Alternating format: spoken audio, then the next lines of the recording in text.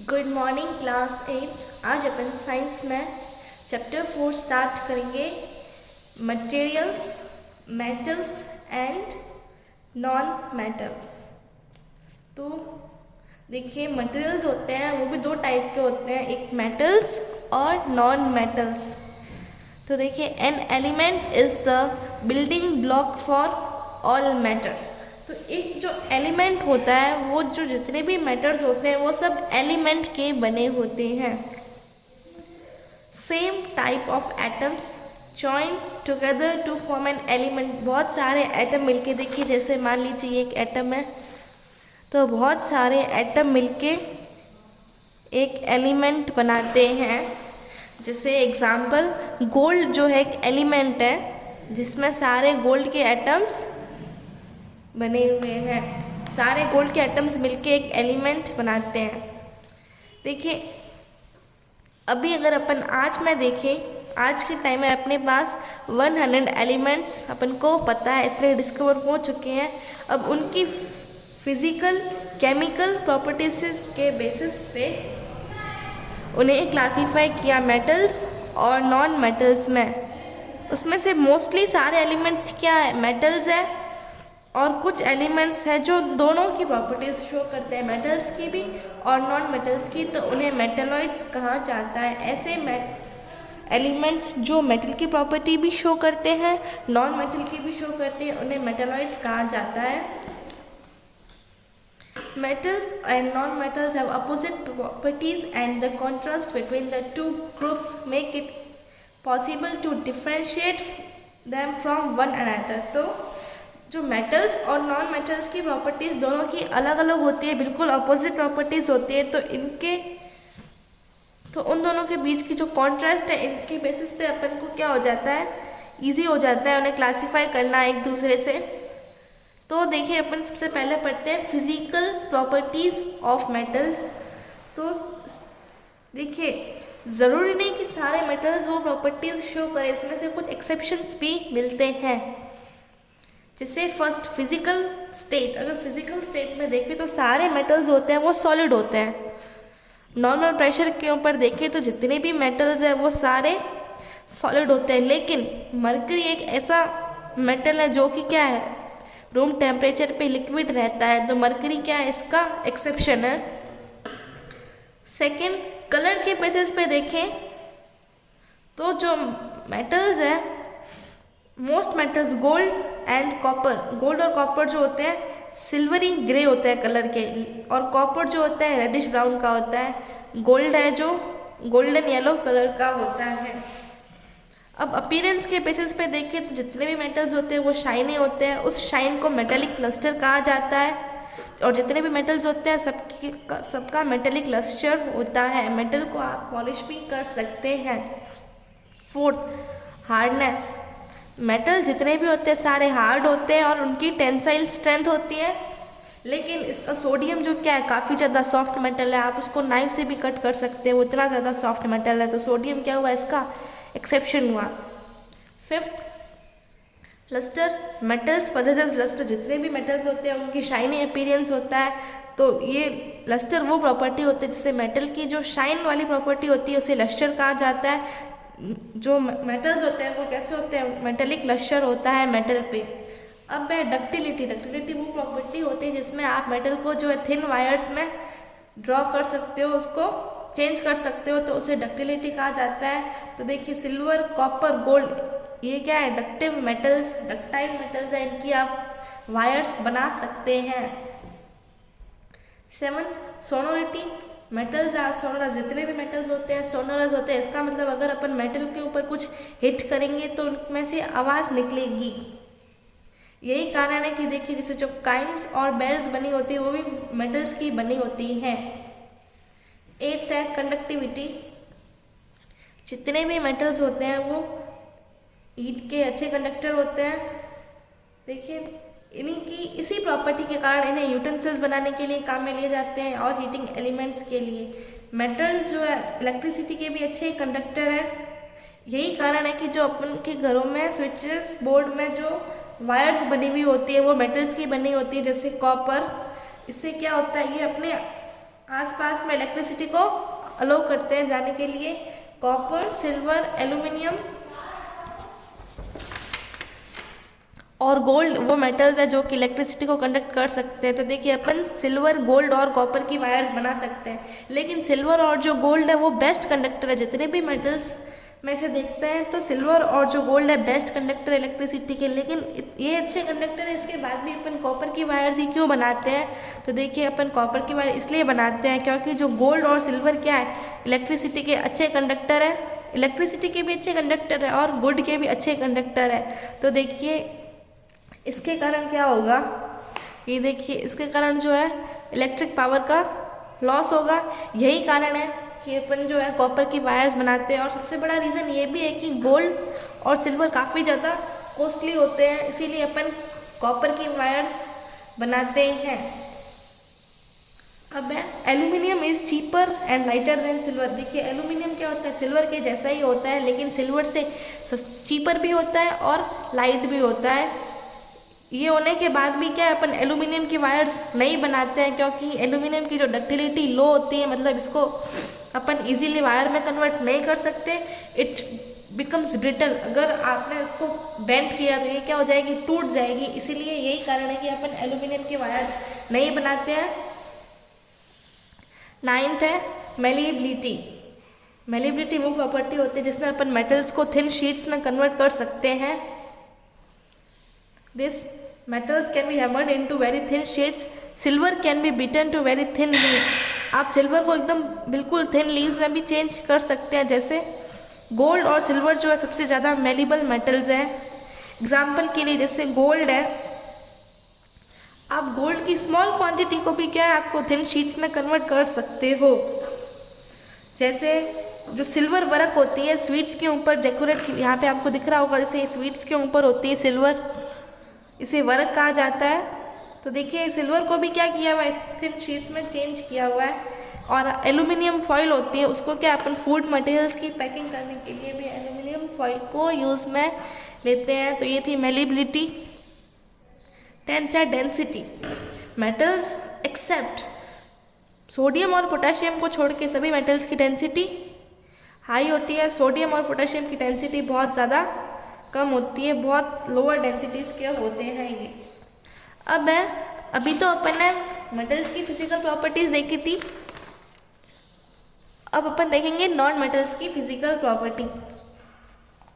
Some common general physical properties of non metals are. Physical state के ऊपर देखें तो देखिए नॉन मेटल सॉलिड भी हो सकते हैं, लिक्विड भी हो सकते हैं और गैस भी हो सकते हैं। देखिए सल्फर और फॉस्फोरस सॉलिड है,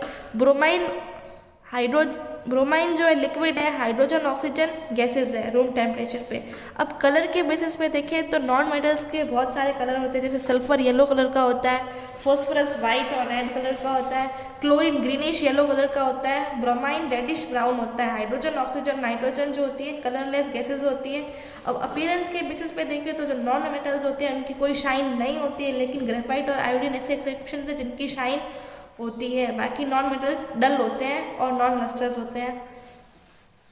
अब मेलिएबिलिटी के बेसिस पे देखें तो जो मेटल्स है, नॉन मेटल्स है, नई मेलेबल है, नई डक्टाइल है, मतलब आप इसको थिन शीट में भी कन्वर्ट नहीं कर सकते और इसको वायर में भी चेंज नहीं कर सकते हो। Non metals are brittle. Non metals जो होते हैं ब्रिटल होते हैं, टूट जाते हैं। अगर आपने इसके ऊपर हथौड़ा मारा तो वो टूट जाएगा, एक बिल्कुल पाउडर बन जाएगा उसका। लेकिन एक डायमंड है जो कि क्या कार्बन का एलोट्रॉप है, वो एक एक्सेप्शन है जो कि क्या बहुत ज़्यादा हार्ड है। सबसे वर्ल्ड अगर अपन कहें पूरी अर्थ पे सबसे नेचुरल सब्सटेंस, ऐसा सब्सटेंस है सबसे ज़्यादा हार्ड है तो वो डायमंड ही है। सबसे हार्डेस्ट सब्सटेंस है पूरी अर्थ का डायमंड। तो डायमंड क्या हुआ, इसका नॉन मेटल्स का एक्सेप्शन हुआ। डायमंड जो है कार्बन का एलोट्रॉप है और कार्बन एक नॉन मेटल है। 5th है सोनोरिटी। देखिए जब मेटल क्या होते हैं, नॉन सोनोरस होते हैं। अगर आपने मेटल को हिट किया तो उसमें से आवाज़ नहीं बचती है, तो वो मेटल नॉन सोनोरस होते हैं। अब कंडक्टिविटी के बेसिस पे देखें तो जो नॉन मेटल्स है वो हीट और इलेक्ट्रिसिटी को कंडक्ट नहीं करते हैं। जैसे कि नॉन मेटल जो होते हैं वो इंसुलेटर होते हैं, लेकिन इसका भी एक एक्सेप्शन है कि ग्राफाइट जो है वो हीट और इलेक्ट्रिसिटी का गुड कंडक्टर है।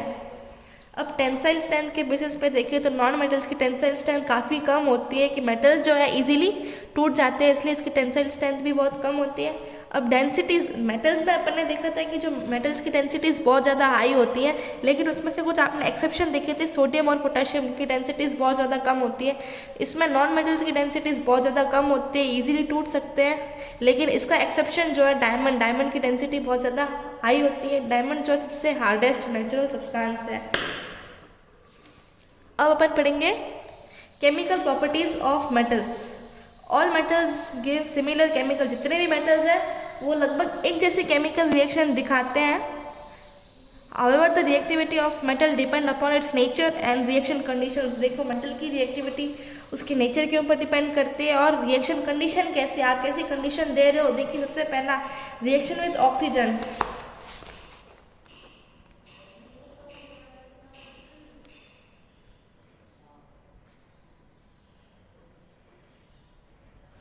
तो देखिए मेटल जो ऑक्सीजन के साथ रिएक्ट करके मेटेलिक ऑक्साइड बनाता है, मेटल ऑक्सीजन के साथ रिएक्ट करके मेटेलिक ऑक्साइड बनाएगा।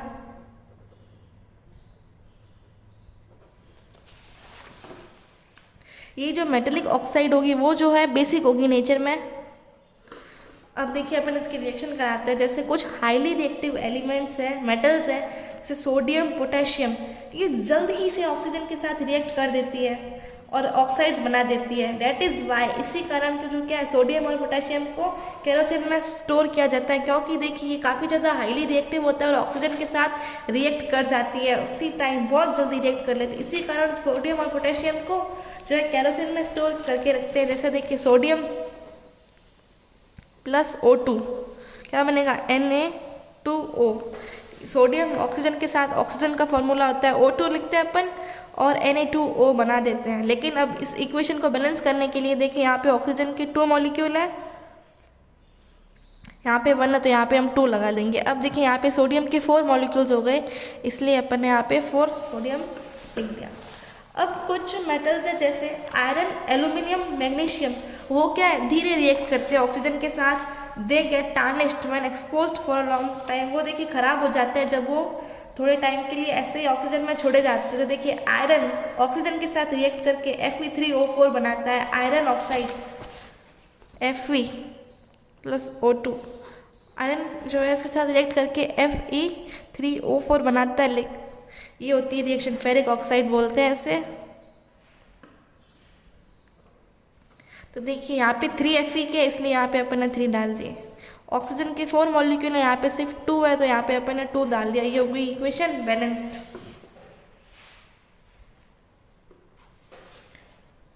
अब कुछ मेटल्स है जैसे कॉपर रिएक्ट विद ऑक्सीजन।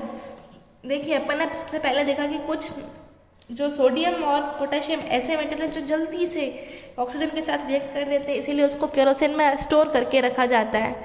फिर कुछ मेटल जैसे ऐसे हैं जो क्या धीरे धीरे ऑक्सीजन के साथ रिएक्ट करेंगे।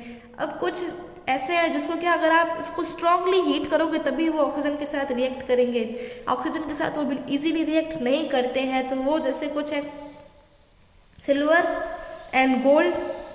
कॉपर को अगर आप हीट करोगे ऑक्सीजन के साथ तो वो जो है ऑक्सीजन के साथ रिएक्ट करेगा, लेकिन गोल्ड और सिल्वर जो है वो तो भी रिएक्ट नहीं करेंगे ऑक्सीजन के साथ। अब है iron, copper, zinc are some metals that get rusted on prolonged exposure to moist air. Iron, copper, zinc है उसको काफ़ी ज़्यादा टाइम लगता है रस्ट होने में, मतलब आप जो कहते हैं ना जंग लग जाती है, वो रस्टिंग होता है, उसे रस्टिंग ऑफ आयरन कहा जाता है। वो काफ़ी लंबे प्रोलॉन्ग्ड, अगर आपने उसको मॉइस्ट एयर में छोड़ा है प्रोलॉन्ग मतलब काफ़ी लंबे समय तक, तभी उसको रस्ट होता है। कितना लॉन्ग टाइम लगता है उसको ऑक्सीजन के साथ रिएक्ट करने में। तो सबसे पहला था रिएक्शन विथ ऑक्सीजन।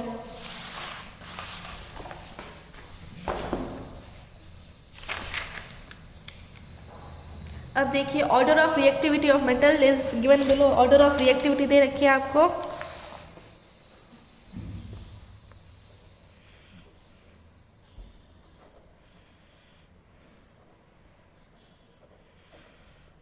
देखिए सोडियम सबसे ज़्यादा रिएक्टिव है, सोडियम के बाद मैग्नीशियम,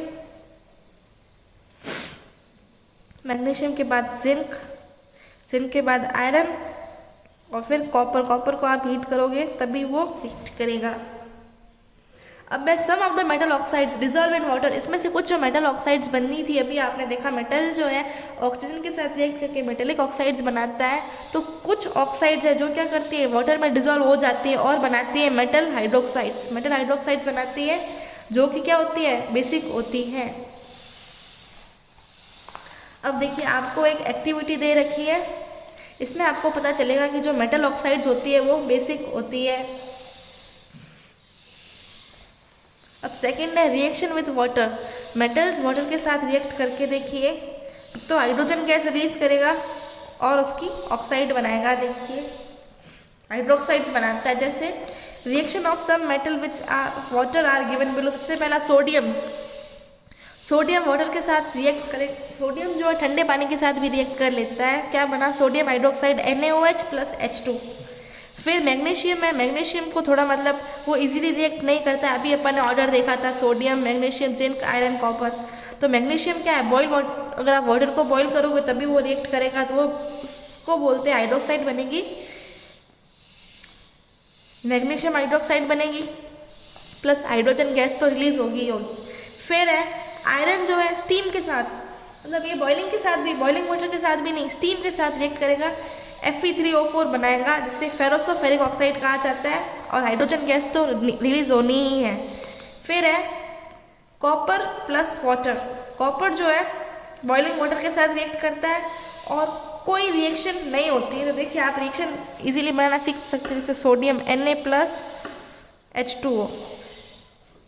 देखिए सबसे पहला है कि हाइड्रोजन गैस तो रिलीज होगी, तो देखिए हाइड्रोजन तो हो गई, अब पीछे क्या बचा, Na तो हो गई, अब एक O बचा, O भी अपन ने ले लिया, NaOH हाइड्रोक्साइड बनेगी तो आपको OH तो लगाना ही है और इधर H2 होगा। तो देखिए क्या ये इक्वेशन आपको बैलेंस लग रही है। इधर भी देखिए H2 के 2 मॉलिक्यूल थे, इधर जो है 3 आ गए हैं, तो आपको इक्वेशन को बैलेंस करनी पड़ेगी। फिर है देखिए Mg प्लस H2, मैग्नीशियम अगर वाटर के साथ रिएक्ट करेगा तो देखिए सबसे पहला हाइड्रोजन गैस तो बनेगी बनेगी और OH भी आपको बनाना पड़ेगा। फिर है Mg बचा, तो ये जो हाइड्रोक्साइड आपको यहाँ पे 2 लगाने पड़ेंगे क्योंकि जो Mg की वैलेंसी +2 होती है, इसलिए आपको यहाँ पे 2 लगाना पड़ेगा। अब है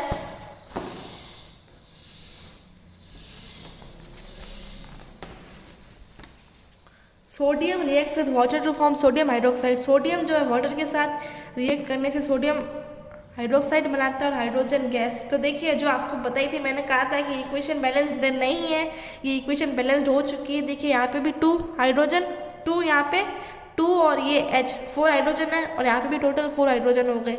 यहाँ पे 2 सोडियम, यहाँ पे 2 सोडियम थे इसलिए यहाँ पे भी अपन ने 2 लगा दिया, तो ऑक्सीजन भी 2 थे, यहाँ पे भी ऑक्सीजन 2 हो गए, तो इक्वेशन पूरी बैलेंस्ड हो गई।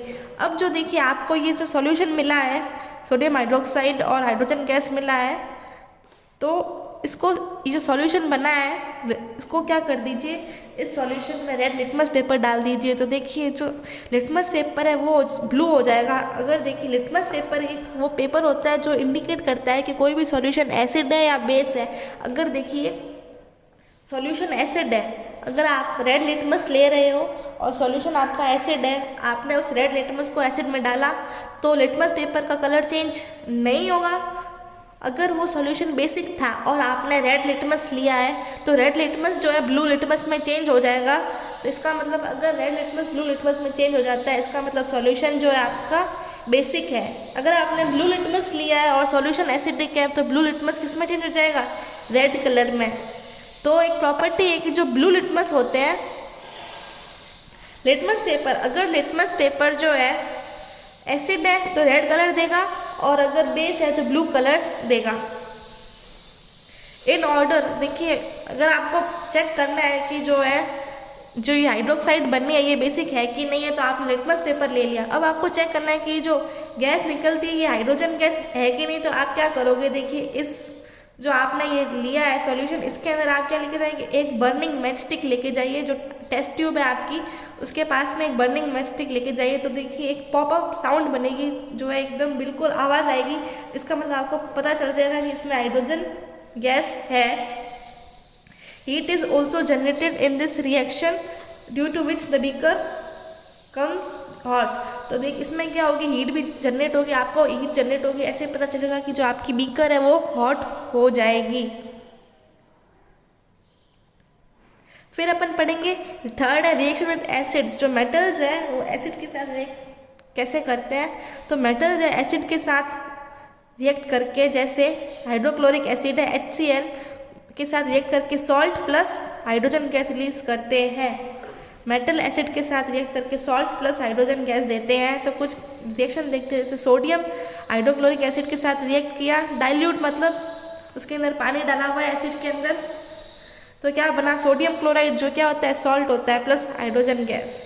मैग्नीशियम है हाइड्रोक्लोरिक एसिड के साथ रिएक्ट करके MgCl2 मैग्नीशियम क्लोराइड का सॉल्ट बना प्लस H2। फिर है metals like zinc and iron. Metals और जिंक क्या है, इसकी क्या है रिएक्टिविटी मॉडरेट है, जबकि जो टिन और लीड क्या है काफ़ी स्लोली रिएक्ट करते हैं। अब है मेटल जैसे गोल्ड सिल्वर कॉपर प्लेटिनम, ये तो क्या है रिएक्ट नहीं करते हैं। ये तो चलो जिंक और आयरन जो है धीरे धीरे रिएक्ट करेंगे, लेकिन ये तो रिएक्ट ही नहीं करते हैं। अब पढ़ेंगे action of basis with metals. अगर आपने मेटल की रिएक्शन बेस से करा दी, पहले एसिड से कराई तो क्या बना सॉल्ट प्लस हाइड्रोजन गैस मिली, अब आपने बेस के साथ करा दी तो देखिए जो मेटल्स है बेस के साथ रिएक्ट नहीं करते हैं, क्योंकि देखिए कहते हैं कि जो मेटल्स खुद क्या होते हैं बेस होंगे। देखिए जो है मेटल ऑक्सीजन के साथ रिएक्ट करके बेसिक ऑक्साइड बनाते हैं, तो अपन कह सकते हैं कि ये बेस नेचर है, इनका बेस की तरह नेचर है, शो करते हैं। तो देखिए लीड एल्यूमिनियम जिंक वो मेटल्स है जो कि क्या है स्ट्रॉन्ग बेसिस, जैसे सोडियम हाइड्रोक्साइड जो है स्ट्रॉन्ग बेस है, पोटेशियम हाइड्रोक्साइड भी KOH भी स्ट्रॉन्ग बेस है, इनके साथ रिएक्ट करके कुछ कॉम्प्लेक्स कंपाउंड बनाते हैं, जैसे विद हाइड्रोजन गैस रिलीज करके कुछ कॉम्प्लेक्स कंपाउंड बनाते हैं। जैसे जिंक है सोडियम हाइड्रोक्साइड के साथ रिएक्ट किया, क्या बना कॉम्प्लेक्स कंपाउंड बना सोडियम जिंक के, जिसमें देखिए सोडियम भी है जिंक भी है ऑक्सीजन भी है, तो ये कॉम्प्लेक्स कंपाउंड बना। तो आज अपन इतना ही पढ़ेंगे, अगला अपन नेक्स्ट लेक्चर में देखेंगे।